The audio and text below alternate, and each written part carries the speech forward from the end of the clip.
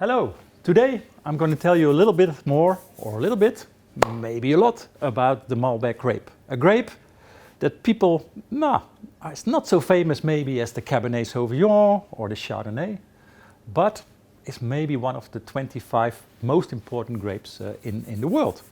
And what is its background? What is the history? And why this grape landed in the end in Argentina? And why you make such a special wine from Malbec in that country. That's what I try to explain to you today. First, we have to know, how do you make a great wine? It's all about the quality of the wine. First, you need a good grape. We have the Malbec.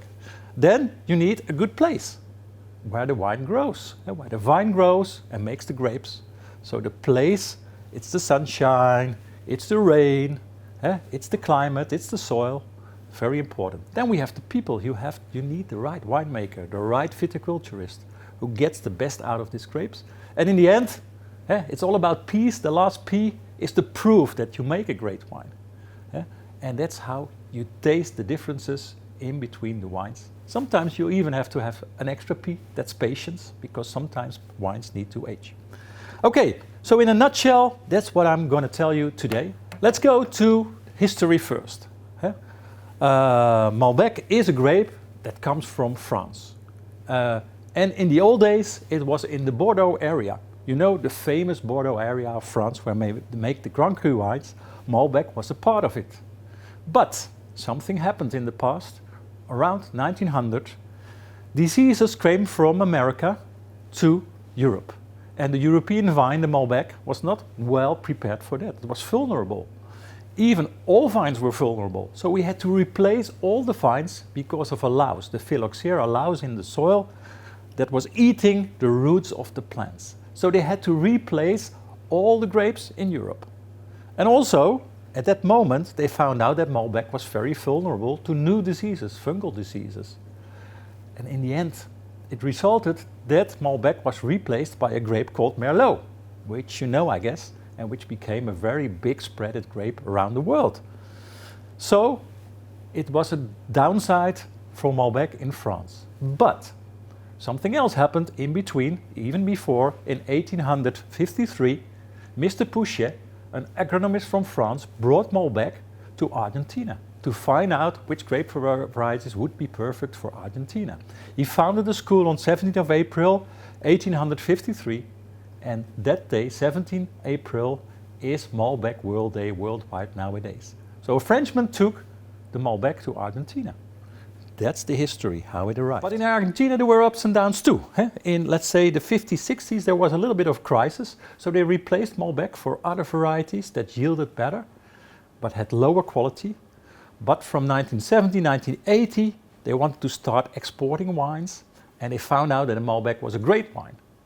And Mr. Catena first wanted to make a great Cabernet Sauvignon, but he found out that Malbec was better expressed, let's say, the Argentina terroir, and he could make great wines with that. They found out that in high altitude vineyards, Malbec did very, very well.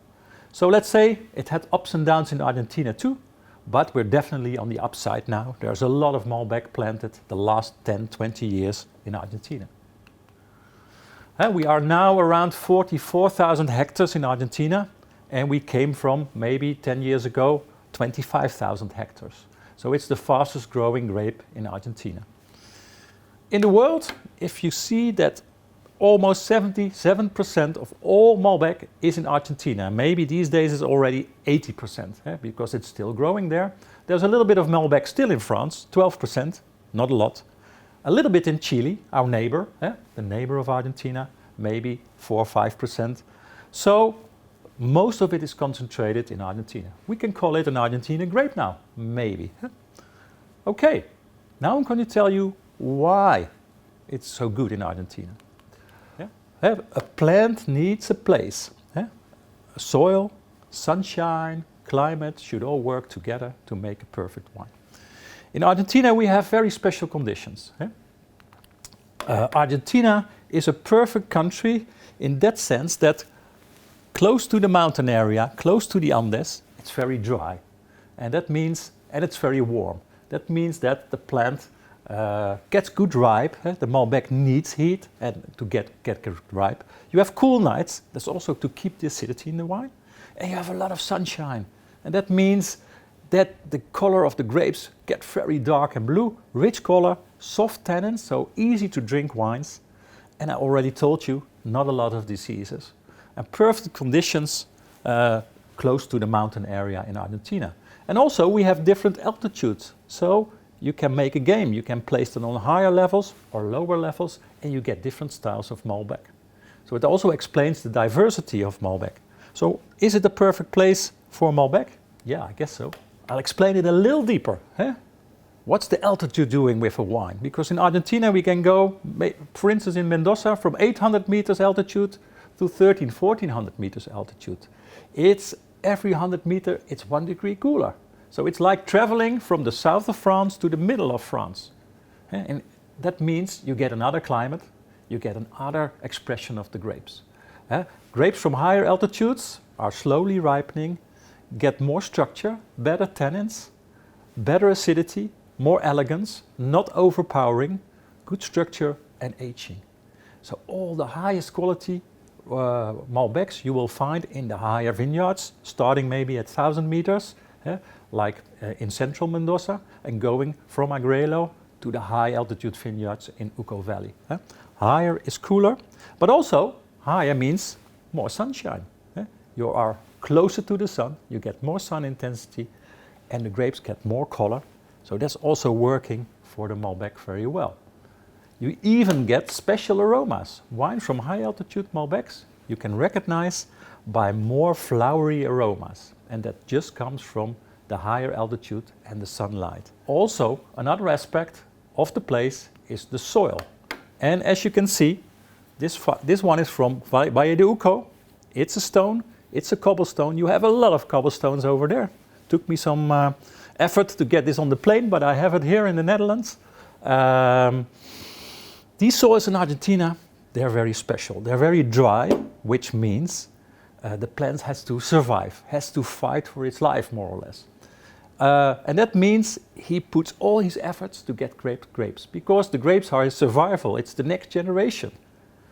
The grape hopes that the birds will come and eat the grapes and bring the seeds of the grapes somewhere else. So to survive in a very dry condition, it makes the most attractive grapes that you can make. And that's what's working also for Malbec, with those dry areas where you put the vines. And the good thing is you control it yourself, because you have to irrigate in Argentina. So don't give them too much water, let them suffer a little bit, and you get the best wines. The soils help you with that. And also the soils are very different, so you even have wines from different soils tasting quite different. So it gives an extra expression of the wine. Okay, we could be in the north, in Salta, very high altitude vineyards. The highest, the Altura Maxima Malbec, is coming from a vineyard around 3,000 meters of altitude. Very fresh style, very elegant style of Malbec. That's completely in the north. That's in Salta. In the middle we have Mendoza, more or less the center of Malbec, where you find different regions, the east of Mendoza to the high vineyards in Uco, and that holds 80-85% of all Malbec in Argentina. But in the south, in Patagonia, you also will find Malbec, so you will find it all over the place. But most concentration is in Mendoza and San Juan, and there come the most famous one, like this single vineyard one from Pedernal in San Juan. But we have all kind of terrific places in Valle de Uco too. New terroirs are still being exploited. That's what we are doing. The new world started later than the old world, but they will find their Grand Crus too. That's the message I want to send you today. I show you a few pictures of a few vineyards. For instance, this is in Valle de Uco, Paraja Altamira, which is for me, I would say one of the Grand Crus of Argentina. It's in Valle de Uco, at a very high altitude, 1,100 meters, with a great soil.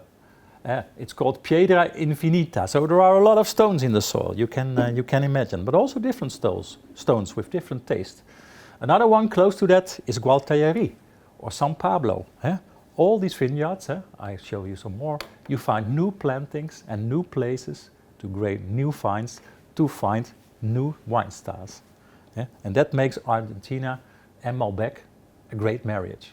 Even you can say a wine from this area tastes a little bit like this. So you can characterize the zones of Malbec in the wine. I could taste that this is a high vineyard kind of wine. And this is more a vineyard of the traditional area close to the Mendoza River, or maybe an Eastern Mendoza wine that's very easy to drink and has a good price quality. It's not so exciting as the other ones, but also has its place in the wine world. Okay, so I talked about place and the influence on the wines, and we could also talk about winemakers, because they can make a difference. And what we see in Argentina is new winemakers, young winemakers that want to make different styles. Not the powerful Malbecs that only have power and alcohol and a lot of expression. They are nice, but also more elegant, fresh styles where they don't use a lot of barrels or oak aging. They use maybe those eggs from cement to make the wines in a different way. So we also see new styles coming because of new generations of winemakers. And I think that's also important to notice in Argentina. So I will invite you to taste all that diversity by tasting different kind of Malbecs. Maybe drink one from Salta, compare it to one from Mendoza, or taste different wines from Mendoza for coming from different altitudes. Taste a new winemaker style, a lighter, fresher style compared to an old-fashioned style of Malbec. So much to choose. So that's my message of today. Malbec, the grape, the plant, the place, the people made a great wine to taste, and the proof is in the tasting. So I would like to invite you to taste more Malbecs in the future and compare Malbecs, and have a good day. And salud. That's always how I end my presentations, with a nice Malbec. Ciao.